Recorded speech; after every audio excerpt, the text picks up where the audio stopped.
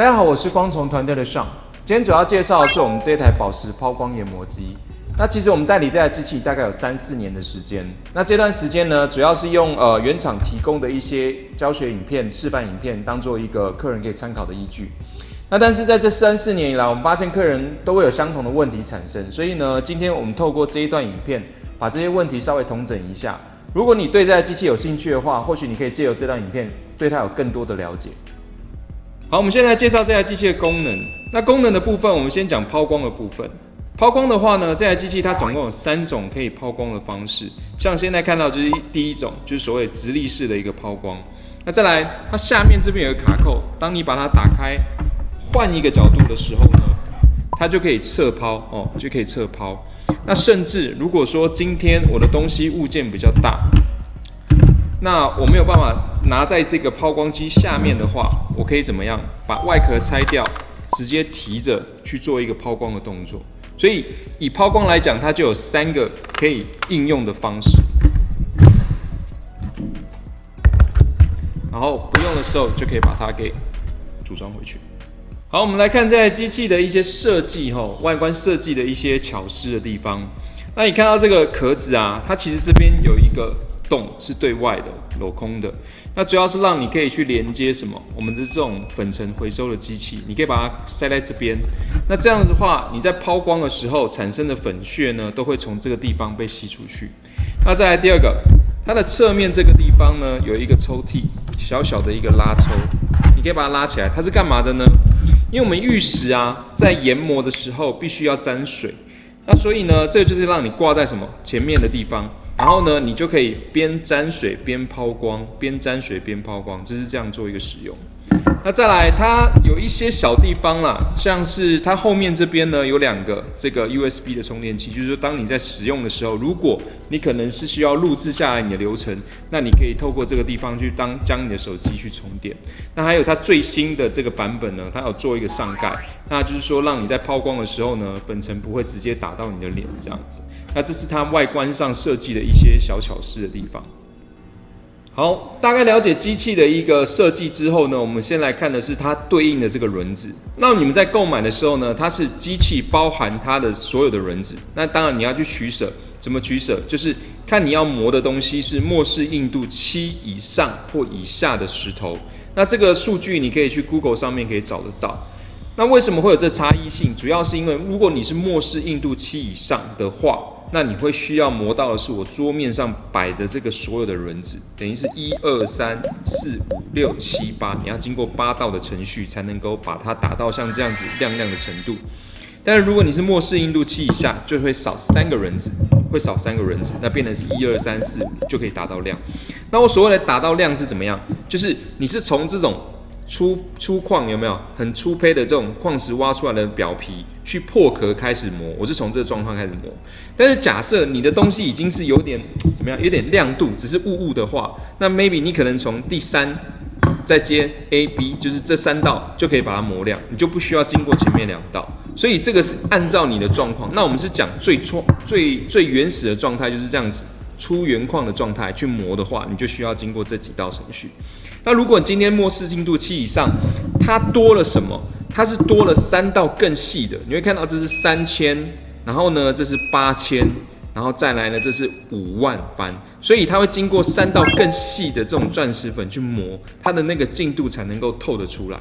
它净度才能扣得出来。那为什么我说它搭配这种轮子？是因为它其实有一个独家的设计，就是当我们在磨的时候，你看它很多影片都一样。如果你今天你的镜头是从上往下看的话，你会发现它的这个轮子是不是做叶片状，中间镂空，对不对？其实你在抛的时候，你都可以看得到你抛的这个地方的样子状态是什么，跟我们以前的轮子不一样哦。意思就是说，如果现在把它打开，接下来会出现轮子转动声，如感到不适，请关静音。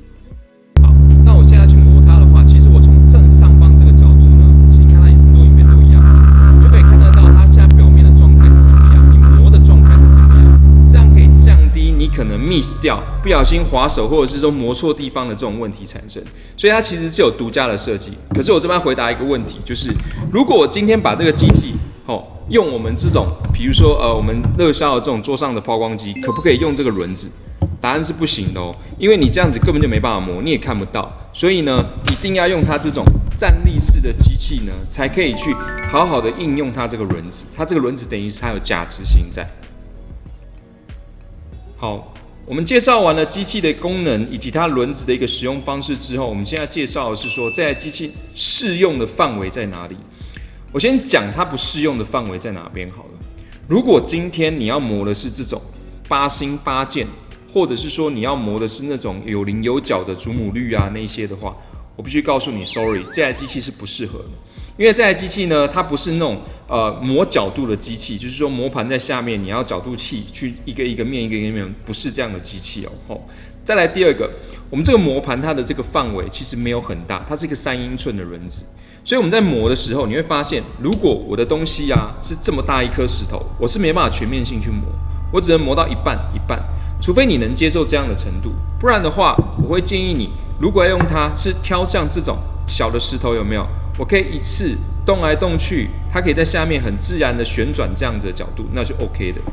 那再来第三种，我觉得不可以磨的就是。像我这一颗有没有？你们看到这一颗是一个红宝石，它在里面。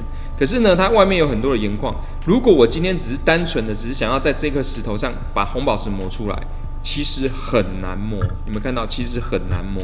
所以呢，我必须把它全部切掉，剩下石头我才好磨。所以以上的几种状况呢，是不太适用这台机器。那反过来啦，如果今天呢，我是像这种路边捡的石头，我只是要去壳抛光，让它留出它最基本的形状，很适合啊。那甚至呢，我可能有一个比较大的石头，我这边角被削掉了，我要把它稍微做一个修正，那我就可以去画它的形状之后再去运用它，很适合。好，那甚至呢，我今天我是要磨什么成品上面的石头，这个地方可能缺了一个角，我可以怎么做？我可以，它其实在网络上有教这一段哦，就是说你可以在你受伤的地方呢，你可以涂上漆。涂上漆。那涂上漆之后呢？因为我们刚才有示范过，我们在上面其实是看得到你这个石头的一个位置，所以只要针对你漆的地方去做抛磨，那其实很快就可以把它给这个受伤的地方、磨伤的地方给处理掉。所以你只要懂它运用的范围，就去思考这适不适合你，这才是购买这机器最主要的一个使用的部分。最后一个呢，我要补充说明的是，因为太多人问我，就说，其实那台机器它可以抛宝石，那这台机器可不可以？我必须跟你讲，不行，为什么？特别强调这台机器本身不是设计来防水的。我们那一台宝石抛光研磨机，它整个设计就是完全防水，而且用铝合金，所以不会有生锈的问题，也不会因为碰到水而锈抖的问题。那这种机器，你看它的线圈在这边，如果你的水不小心喷进去 ，sorry， 它就坏了。这些东西都没有防锈设计，所以你用久，这些可能会锈蚀，会卡住。所以如果你真的碰到水，它可能跑到马达芯里面去，sorry，马达报销。那你这可能久了锈蚀了，卡住了，它也可能会报销。所以呢，这台本身不是拿来做研磨宝石，强调研磨，因为只有研磨才要沾水。但是如果你是宝石，有一点点的什么亮度，你觉得不够它已经有点那样雾雾吞吞了，那你只是想把它打亮，那当然可以啊，因为我们在宝石最后一道程序也是不沾水啊，我只是把它磨得油油亮亮，那这样很正常。像我这样有没有很容易磨油亮了，对不对？所以这样子是 OK 的。可是只要沾到水的研磨动作 ，sorry， 就是不行，就是不行，要注意这一点。好。透过上述的介绍，我相信你们对这台宝石抛光研磨机有一定的认识。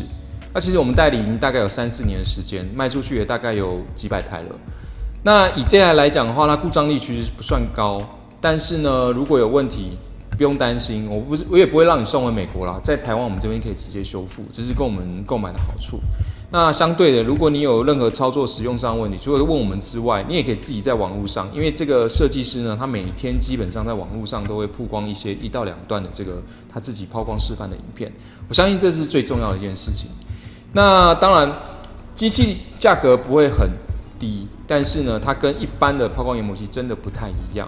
如果你的工作内容有南瓜到，就是我可能会做一些石头的切削啊，小范围的切削，甚至说可能是客人损伤的石头啊做修复这些等等的话，这台机器适合你，甚至它也可以去沿用在做金属抛光的部分，等于是一机多用的意思啊。你也不用说我空间还要摆很多台机器，它可以有多功能的部分，可以让你去操作使用。